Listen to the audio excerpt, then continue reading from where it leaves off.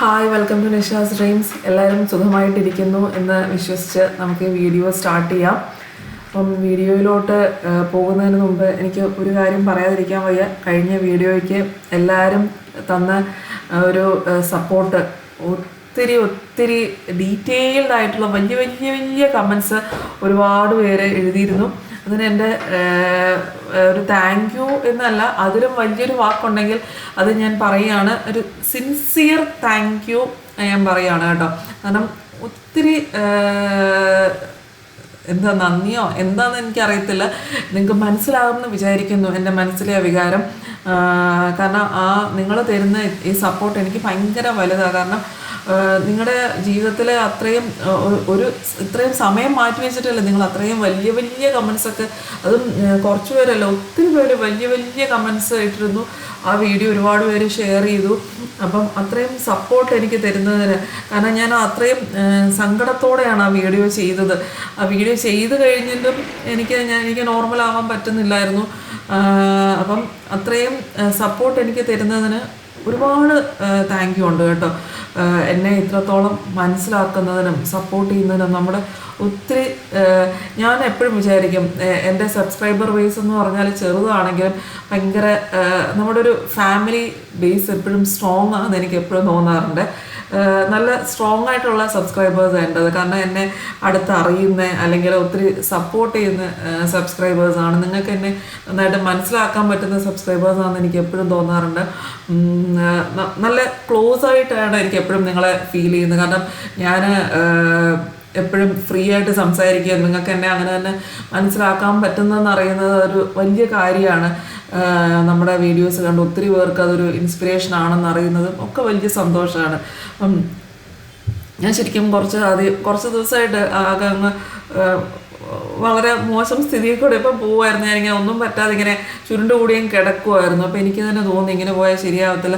കാരണം ഞാൻ ആ മൂഡിലോട്ട് പോയപ്പോൾ എനിക്ക് എഴുന്നേക്കാൻ പറ്റത്തില്ല. ഞാൻ ആ ബെഡിൽ തന്നെ ഇങ്ങനെ കിടക്കുമായിരുന്നു കുറച്ച് ദിവസമായിട്ട്. ബെഡ് അല്ലെങ്കിൽ സോഫ, ഞങ്ങളുടെ ആ സോഫ ഒരു കോർണർ സോഫയുണ്ട്, അവിടെ വന്ന് ഇങ്ങനെ കിടക്കും. ടി വി കണ്ട് എൻ്റെ തലയൊക്കെ എഴുന്നേൽക്കുമ്പോൾ അങ്ങ് തല കറങ്ങുവാണ്. അങ്ങനെ അങ്ങ് കിടക്കുമായിരുന്നു, ഒന്നും പറ്റാതെ. അപ്പം ഞാൻ ഇങ്ങനെ വിചാരിച്ചു ഇങ്ങനെ കിടന്നാൽ ഞാൻ ഇങ്ങനെ തന്നെ കിടന്നു പോകും, ഇങ്ങനെ കിടന്നാൽ ശരിയാവില്ല എന്നുറപ്പിച്ച് ഇന്ന് രാവിലെ അങ്ങ് എഴുന്നേറ്റു. അവസാനം ശരിക്കും ഒന്നും ചെയ്യുന്നതിനെന്ന് വെച്ചാൽ ഞാനിങ്ങനെ വെറുതെ കിടക്കുകയാണ്. ഞാൻ ചുമ്മാ ചോറും തൈരും കഴിച്ചുകൊണ്ടിരുന്നു. മുരളേട്ടനാണെങ്കിൽ ബാക്കി ഉണ്ടായിരുന്നു എന്തൊക്കെയോ കൂട്ടാൻ. പാവം, ഞാൻ ശരിക്കും എനിക്ക് കുറ്റബോധം കൊണ്ട് ഒന്നും ചെയ്യുന്നില്ല, പക്ഷെ ഒന്നും ചെയ്യാനും പറ്റുന്നില്ല. അപ്പം ഞാൻ തന്നെ വിചാരിച്ചു, ഇന്നലെ തന്നെ വിചാരിച്ചു ഇന്ന് രാവിലെ എഴുന്നേറ്റ് എന്തെങ്കിലും ഉണ്ടാക്കിയേ പറ്റുള്ളൂ. അപ്പം ഇൻഡസ് വാലി ഈ പ്രൊമോഷന് വേണ്ടിയിട്ട് ഇത് അയച്ചു തന്നിട്ട് കുറേ ദിവസമായി. അപ്പം ഇന്ന് ഇതിൽ കുക്ക് ചെയ്യാം, എന്തെങ്കിലുമൊക്കെ ഉണ്ടാക്കണം എന്ന് വിചാരിച്ചിട്ടാണ് ഞാൻ ഇന്ന് ഈ വീഡിയോ ചെയ്യുന്നത്. അപ്പോൾ ഫസ്റ്റ് വൺ ഇൻഡസ് വാലിയുടെ ഈ തവയാണ്. ഇതിനകത്ത് നമുക്ക് ദോശ, റൊട്ടി, ഊത്തപ്പം, ഓംലെറ്റ് എന്ത് വേണമെങ്കിലും ഉണ്ടാക്കാം. ഈ കുഴി ഉള്ളത് കൊണ്ട് തന്നെ നമുക്ക് ചെറിയ ഇപ്പം മീൻ വറുക്കാനും ഒക്കെ ഈസി ആയിട്ട് ഉപയോഗിക്കാൻ പറ്റുന്ന ഒരു സാധനമാണ്. എണ്ണ അതിനകത്ത് സ്റ്റോർ ചെയ്ത് ഇരിക്കുകയും ചെയ്യും. പിന്നെ സെക്കൻഡ് വൺ എന്ന് പറയുന്നത് ഇൻഡസ് വാലിയുടെ തന്നെ ഒരു ചെറിയൊരു ഈ ഫ്രൈ പാൻ പോലെ യൂസ് ചെയ്യാൻ പറ്റുന്ന ഒരു സാധനമാണ്. അത്യാവശ്യം നല്ലൊരു ഫ്രൈ പാനാണ്. ഇതിനകത്ത് നമുക്ക് കറികളൊക്കെ ഉണ്ടാക്കാം. നമുക്ക് എന്ത് കറികളോ നമ്മൾ ഇഷ്ടമുള്ള സാധനം വീട്ടിലുണ്ടാക്കുന്ന എന്ത് കറിയും ഇതിനകത്ത് ഉണ്ടാക്കാൻ പറ്റും. നമ്മൾ ചിക്കൻ കറിയോ വെജ് കറിയോ അല്ലാതെ നമ്മുടെ പാസ്ത എന്ത് വേണമെങ്കിലും സാധാരണ നമ്മൾ ഉണ്ടാക്കുന്ന എന്ത് കറികളും ഇതിനകത്ത് ഉണ്ടാക്കാം.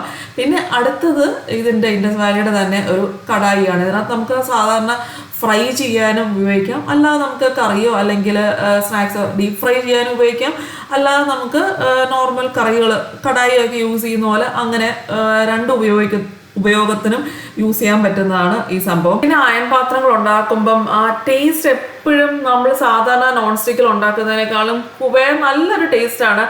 ടേസ്റ്റ് എൻഹാൻസ് ചെയ്യാനായിട്ട് എപ്പോഴും ഈ അയൺ പാത്രങ്ങൾ ഉണ്ടെങ്കിൽ ഒന്ന് ട്രൈ ചെയ്ത് നോക്കിയോ. ഒരേ കറി അയൺ പാത്രത്തിൽ ഉണ്ടാക്കുന്നതും വേറെ പാത്രത്തിൽ ഉണ്ടാക്കുന്നതും നല്ല ഡിഫറൻസ് ഉണ്ടാവും.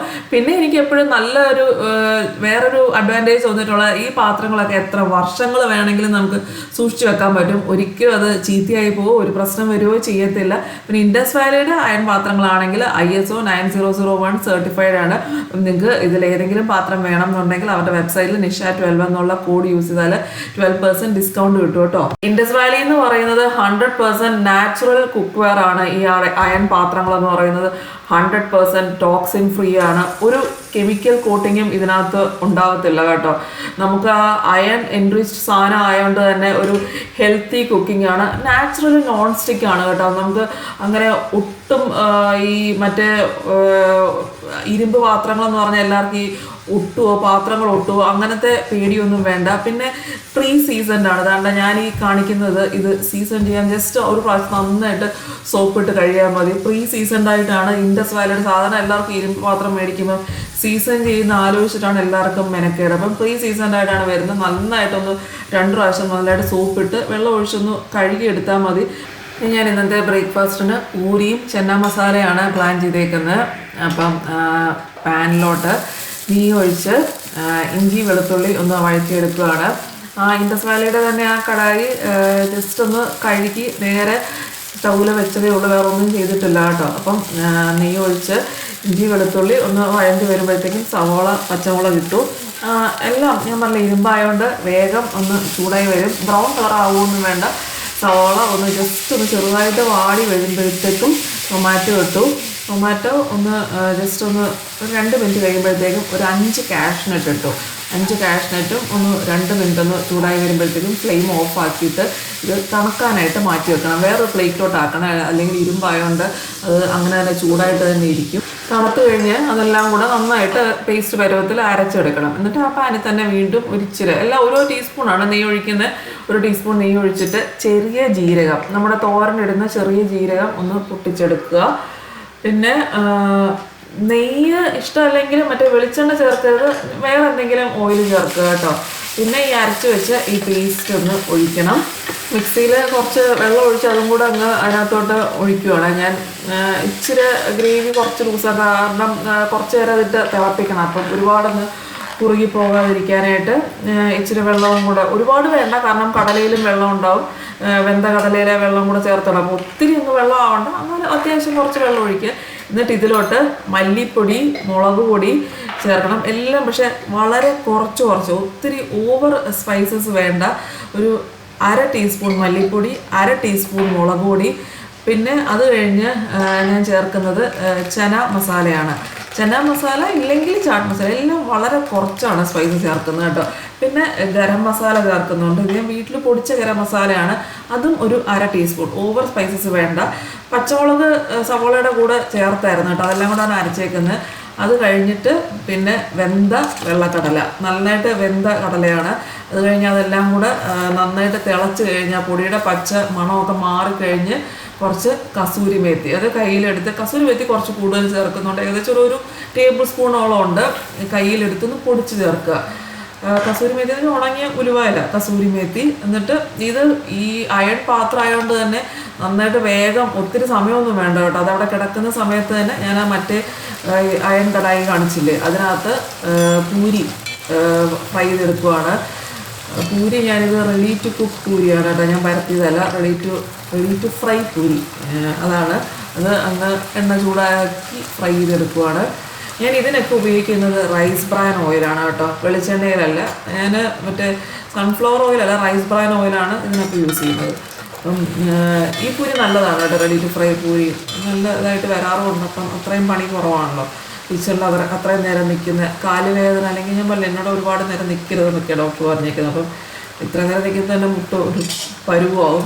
അപ്പം അതുകൊണ്ടാണ് ഞാൻ മാക്സിമം പണി എളുപ്പമാർഗ്ഗമാണ് കൂടുതലും നോക്കാറ്. അപ്പം ഇങ്ങനെയൊക്കെ ചെയ്യുമ്പോഴത്തേക്കും അത്രയും നേരം കൂടെ നിൽക്കണ്ടല്ലോ പൂരി പരത്താനൊക്കെ. നേരത്തെ പണ്ടൊക്കെ എനിക്ക് നന്ദുവാണ് പൂരിയൊക്കെ പരത്തി തരാറ്. പിന്നെ ലാസ്റ്റ് ഫ്ലെയിം ഓഫ് ആക്കി കഴിഞ്ഞ് നാരങ്ങ നീര് ഒഴിക്കണം കേട്ടോ. പിന്നെ ഞാൻ മല്ലിയില ചേർത്തായിരുന്നു, വീഡിയോയിൽ കിട്ടിയില്ല. ഫ്ലെയിം ഓഫ് ആക്കിയിട്ട് മല്ലിയിലയും ചേർത്തു. ഫ്ലെയിം ഓഫ് ആക്കുന്ന മുമ്പ് വേണമെങ്കിലും ചേർക്കാം, അത് ഞാൻ മറന്നുപോയത്. മല്ലിയില ചേർത്ത്, നാരങ്ങ നീര് വിട്ടുപോകരുത്. നാരങ്ങ നീര് ഒരു ഇമ്പോർട്ടൻറ്റ് സ്റ്റെപ്പാണ്. എന്നാലും ആ ചെറിയൊരു നാരങ്ങ നീരിൻ്റെ ടേസ്റ്റ് വന്നാൽ അതിന് ഇമ്പോർട്ടൻ്റ് ആയിട്ട് വരുന്നത്. നല്ല സൂപ്പർ ചെന്ന മസാലയാണ് അവിടെ, ട്രൈ ചെയ്യണം കേട്ടോ. ഉള്ളിലെണ്ണ ഭയങ്കരമായിട്ട് ഇഷ്ടപ്പെട്ടു, നല്ല കറിയായിരുന്നു എന്ന് പറഞ്ഞു. പിന്നെ അതൊക്കെ വേഗം കഴിച്ചിട്ട് ഞാൻ അടുത്ത പരിപാടി എന്ന് പറയുന്നത് ഉച്ചക്കത്തെയാണ്. ഉച്ചക്കത്ത് ഒരുവിധമായി അപ്പുറത്ത് പടവലങ്ങ തോരൻ ഇരിക്കുകയാണ്. ആ പാനൊക്കെ കഴുകിയെടുത്ത് ഞാൻ പടവലങ്ങ തന്നെ ഇന്ന് ഫുള്ള് ഞാൻ ഈ 3 എണ്ണത്തിലാണ് പരീക്ഷണം. എൻ്റെ പരീക്ഷണമല്ല, ഈ 3 പാത്രങ്ങളിലാണ് ഞാൻ എൻ്റെ ഫുൾ കുക്കിംഗ്. ആ ദോശക്കല്ല് പോലത്തെ സാധനം കാണിച്ചില്ല, അതിനകത്ത് ഞാനൊരു ഓംലെറ്റ് ഉണ്ടാക്കുകയാണ്. ഇന്നേ ഞാൻ ഉച്ചയ്ക്ക് പൊതിച്ചോറ് കഴിക്കാനൊരു ആഗ്രഹം. രാവിലെ എഴുന്നേറ്റപ്പോഴും എനിക്ക് തോന്നി പൊതിച്ചോറ് ഉണ്ടാക്കണമെന്ന്. അങ്ങനെ പൊതിച്ചോറ് ഞാൻ ആക്ച്വലി എനിക്കൊന്നും ഈ വീട്ടിൽ വന്നേക്കാൻ ഞാൻ ഉണ്ടാക്കിയിട്ടില്ല. അപ്പം എനിക്ക് പൊതിച്ചോറ് എന്തോ ഭയങ്കര ആഗ്രഹം വന്നു. അങ്ങനെ ഓംലെറ്റ് ഉണ്ടാക്കുകയാണ്. അപ്പുറത്ത് പടവലങ്ങ തോരനാണ് ആ പാനിലിരിക്കുന്നത്. അപ്പം എല്ലാം കൂടെ ഉച്ചക്കത്തേക്ക് എല്ലാം കൂടെ ഒരുമിച്ച് അങ്ങ് വേഗം ചെയ്യുകയാണ്. 11 മണിക്ക് മുമ്പ് തീർത്തിട്ട് എനിക്ക് ഡാൻസ് ക്ലാസ്സിൽ പോകണം. അതിന് എല്ലാം പൊതിച്ചോറ് റെഡിയാക്കി വെച്ചിട്ട് വേണം പോകാൻ. പിന്നെ ഓംലെറ്റ് എടുത്തിട്ട് ആ പാനിൽ തന്നെ ഇത് ചിക്കൻ പുരട്ടി വെച്ചിട്ടുണ്ടായിരുന്നു. അത് ഫ്രീസറിൽ ഇരിപ്പുണ്ടായിരുന്നു. അത് ഞാൻ രാവിലെ എടുത്ത് താഴെ വെച്ചായിരുന്നേ. അപ്പം ഇത് ബോൺലെസ് ചിക്കൻ അതൊന്ന് ഷാലോ ഫ്രൈ ചെയ്തെടുക്കുക. ഇച്ചിരി എണ്ണയിൽ, നമ്മുടെ അയൺ പാൻ ആണെങ്കിലും വളരെ കുറവ് എണ്ണയിൽ ഞാനത് ഷാലോ ഫ്രൈ ചെയ്തെടുക്കാം. നല്ല ക്രിസ്പി ആയിട്ട് വന്നു. ഞാനിത് അരിപ്പൊടിയൊക്കെ ചേർത്ത് പുരട്ടി വെച്ചിരുന്ന ചിക്കനാണ്. പക്ഷെ നല്ല ക്രിസ്പി ആയിട്ട് വന്നായിരുന്നു കേട്ടോ. പിന്നെ വാഴയില ഒന്ന് വാട്ടിയെടുക്കുന്നു. പരിപാടിയൊക്കെ ചെയ്യുവാണ്. ബാക്കി കൂട്ടാനൊക്കെ റെഡിയായി. ചമ്മന്തി റെഡിയായി, കോവയ്ക്ക മെഴുക്ക് പുരട്ടി, പടവലങ്ങ തോരൻ, ചോറ്, ഇത്രയേ ഉള്ളൂ. പിന്നെ ഓംലെറ്റ് ചിക്കൻ. അപ്പോൾ ഇനി 2 പൊതികൾ റെഡിയാക്കുന്നു. ഞാൻ പണ്ട് ഷാർജയിൽ വെച്ചിട്ടാണ് ഒരു പ്രാവശ്യം പൊതിച്ചോറ് ഉണ്ടാക്കിയ 3 പൊതി. അതിന് വീഡിയോ ഇട്ടിട്ടുണ്ടായിരുന്നു എന്ന് തോന്നുന്നു നിഷ സ്പൈസസിൽ. പിന്നെ എപ്പോഴാണ് ചെയ്യുന്നത്? അന്ന് 3 പൊതിയൊക്കെ ആയിട്ട് ഞങ്ങൾ 3 പേരും ഇരുന്ന് കഴിക്കുന്നതൊക്കെ ഞാൻ ഇട്ടിട്ടുണ്ടെന്നാണ് ഇട്ടിട്ടുണ്ട്. പിന്നെ കോവയ്ക്ക മെഴുക്ക് പുരട്ടി, ഓംലെറ്റ്. ഇത് മുരളിയേട്ടൻ്റെ പൊതിയാട്ടോ. ഇതിനകത്ത് ഞാൻ ചമ്മന്തി വെച്ചു. എൻ്റെതിൽ ചമ്മന്തിക്ക് വരെ ഞാനൊരു ഉണക്കമീൻ അതാണ് വെച്ചത്. മുരളിയേട്ടൻ ഉണക്കമീനൊന്നും ഇഷ്ടമല്ല. പിന്നെ ഞാനൊരു പിക്കിൾ വെച്ചു. ഇതൊരു ഡേറ്റ്സ് നാരങ്ങ പിക്കിൾ വെച്ചു. ഒന്ന് ഒഴിക്കാൻ നമ്മൾ പൊതിച്ചോറിൽ ഒഴിക്കത്തില്ല. അപ്പം അത് ഉണ്ടാക്കിയുമില്ല ഞാൻ. ഇന്ന് എനിക്ക് പുളിശ്ശേരി ഉണ്ടാക്കാനൊന്നും വയ്യായിരുന്നു. ഒന്നാമത് ഞാൻ മടി പിടിച്ച് എങ്ങനെയൊക്കെ രാവിലെ എല്ലാം കൂടെ ചെയ്തതാണ്. പുളിശ്ശേരി ഒന്നും ഞാൻ ഉണ്ടാക്കിയില്ല ഇന്ന്. പിന്നെ ചിക്കൻ തൈര് ഒഴിച്ചാൽ മതി എന്ന് വിചാരിച്ചു. ഉണ്ണാൻ നേരത്തെ ഒഴിച്ചാൽ മതിയല്ലോ തൈര് ഏതായാലും മുരളിയേട്ടൻ്റെ ഫേവറേറ്റ്, അതുകൊണ്ട് പിന്നെ കുഴപ്പമില്ല. പുളിശ്ശേരിയും കൂടെ ഉണ്ടാക്കാനുള്ള ശേഷി എനിക്കിന്നില്ലായിരുന്നു. ബ്രേക്ക്ഫാസ്റ്റും ഇതും എല്ലാം കൂടെ എനിക്ക് ഒറ്റയടിക്കുക. കാരണം കുറേ നാളെ ഡാൻസ് ക്ലാസ് ഞാനിങ്ങനെ സ്കിപ്പ് ചെയ്ത് ഇങ്ങനെ വയ്യാത്തതുകൊണ്ട് പോയില്ലായിരുന്നു. അപ്പോൾ ഇന്ന് ഏതായാലും ഡാൻസ് ക്ലാസ്സിൽ പോയേ പറ്റുള്ളൂ. അതുകൊണ്ട് അതും കൂടെ ഉണ്ടാക്കാൻ വയ്യായിരുന്നു. കാരണം ഡ്രസ്സ് ഒട്ടും ഇരുന്നിട്ടുമില്ല. രാവിലെ തൊട്ട് നിൽപ്പാണ് അവിടെ നിൽക്കുന്നത്. ഇച്ചിരി ഒരു 10 മിനിറ്റെങ്കിലും ഇരുന്നിട്ട് വേണം അതിന് ഡാൻസ് ക്ലാസ്സിന് പോകാനായിട്ട്. പിന്നെ ഞാൻ 2 ഉണ്ടാക്കിയിട്ട് പേര് എഴുതി വെച്ചു, അല്ലെങ്കിൽ മാറിപ്പോകാതിരിക്കാനായിട്ട്. മുരളിയേട്ടൻ ഉണക്കമീൻ്റെ എങ്ങാനും തുറന്നാൽ ഓടും മണമടിച്ചിട്ട്. അപ്പോൾ ഞാൻ മുരളി, ചിക്കു എന്നൊക്കെ 2 എഴുതി വെച്ചു. പിന്നെ ക്ലാസ് കഴിഞ്ഞ് വന്ന് സുഖമായിട്ടൊക്കെ തുറന്ന് കഴിച്ചാൽ മതിയല്ലോ, വേറെ പണിയൊന്നുമില്ല. ഇങ്ങനെ ആകുമ്പോഴത്തേക്കും പണിയൊന്നുമില്ല. തിരിച്ച് വന്ന് പാത്രം കഴുകുന്ന പണിയില്ലാത്തതുകൊണ്ട് രക്ഷപ്പെട്ടു. അങ്ങനെ ഡാൻസ് ക്ലാസ് കഴിഞ്ഞ് 1 മണിയായപ്പോൾ തിരിച്ചെത്തി കുറച്ച് റെസ്റ്റൊക്കെ എടുത്തിട്ട് അടുത്ത് ഭയങ്കര എക്സൈറ്റ്മെൻറ്റോടുകൂടി പൊതിച്ചോറ് തുറക്കാൻ പോകുവാണ്.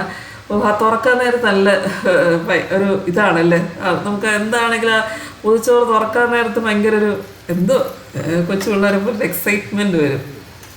എനിക്കാണോ എല്ലാവർക്കും വരുമായിരിക്കും അല്ലേ? പൊതിച്ചോറ് തുറക്കാൻ നേരത്തെ ആ ഒരു മണം നല്ല സൂപ്പറല്ലേ? തുറക്കാൻ നേരത്തുള്ള മണം, വാട്ടി അരയിൽ അതൊക്കെ വെച്ച് കഴിയുമ്പോൾ പ്രത്യേകിച്ച് എനിക്കൊക്കെ ഉണക്കമീൻ വെച്ചേക്കുന്നതിൻ്റെ മണമാണ് സ്പെഷ്യൽ. പക്ഷെ എനിക്കൊരു കാര്യം തോന്നിയായിരുന്നു, ഇത് ഓംലെറ്റ് ഈ അയൺ പാത്രത്തിലുണ്ടാക്കിയോണ്ട് നല്ല ടേസ്റ്റ് ആയിരുന്നു. ഓംലെറ്റിനൊക്കെ നല്ല ഒരു വേറൊരു ടേസ്റ്റ്.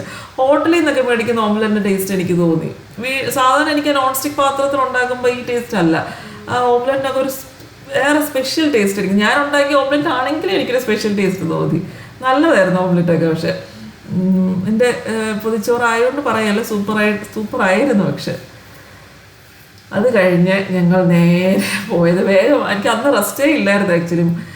3 മണിയായപ്പോൾ ഇറങ്ങി, 3:30 ആയപ്പോൾ ഇറങ്ങി എൻ്റെ സൈക്കോ തെറാപ്പിസ്റ്റിൻ്റെ അടുത്ത് പോയതാണ്. എൻ്റെ കൺസൾട്ടേഷൻ്റെ ദിവസമായിരുന്നു.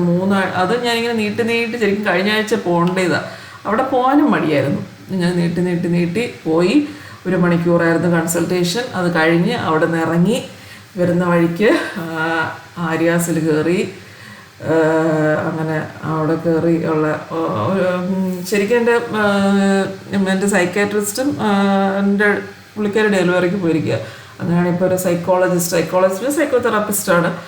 അങ്ങനെ 1 മണിക്കൂർ ആ പരിപാടിയൊക്കെ കഴിഞ്ഞിട്ട് പിന്നെ ആര്യാസിൽ കയറി ചായ, ഞാനൊരു റവ ദോശ കഴിച്ചു. മുരളിയേട്ടൻ നോർമൽ ദോശ കഴിച്ചു. പക്ഷെ റവ ദോശ ആക്ച്വലി ഒട്ടും കൊള്ളത്തില്ലായിരുന്നു. അതുകൊണ്ട് ഞാൻ പകുതി റവ ദോശ മുരളിയേട്ടന് കൊടുത്തിട്ട് മുരളിയേട്ടൻ്റെ പകുതി ദോശ ഇങ്ങോട്ടെടുത്തു. അങ്ങനെ ഇന്നത്തെ വ്ലോഗ് ഇത്രയൊക്കെ ഉള്ളു കേട്ടോ വിശേഷങ്ങൾ. അപ്പോൾ ഞാൻ വീണ്ടും നിങ്ങളോട് ഒന്നുകൂടെ ഒന്ന് താങ്ക് യു പറയണം എല്ലാവരുടെയും സപ്പോർട്ടിന്. എൻ്റെ സിൻസിയർ താങ്ക് യു. കുറേ പേര് അന്നും കമൻറ്റ് ചെയ്തായിരുന്നു. ആ കമൻറ്റിലുണ്ടായിരുന്നു ഞാൻ ഇതുവരെ സബ്സ്ക്രൈബ് ചെയ്തിട്ടില്ല എന്നാലും കമൻറ്റ് ചെയ്യാമെന്നൊക്കെ പറഞ്ഞ്. ഒന്ന് സബ്സ്ക്രൈബ് ചെയ്യാതെ കാണുന്നവർ ഒന്ന് സബ്സ്ക്രൈബ് ചെയ്തിട്ട് കാണുക എന്നും കൂടെ എനിക്കൊരു റിക്വസ്റ്റ് ഉണ്ട്. സബ്സ്ക്രൈബ് ചെയ്യണം എന്നാണ് എൻ്റെ റിക്വസ്റ്റ്. സബ്സ്ക്രൈബ് ചെയ്ത് നിങ്ങൾ കമൻറ്റ് ചെയ്യുമ്പോൾ എനിക്ക് കുറച്ചുകൂടി ഒരു മോട്ടിവേഷൻ കിട്ടും ഇങ്ങനെ വീഡിയോസൊക്കെ ചെയ്യാനായിട്ട്. നമുക്ക് നെക്സ്റ്റ് വീഡിയോയിൽ കാണാം. ബൈ.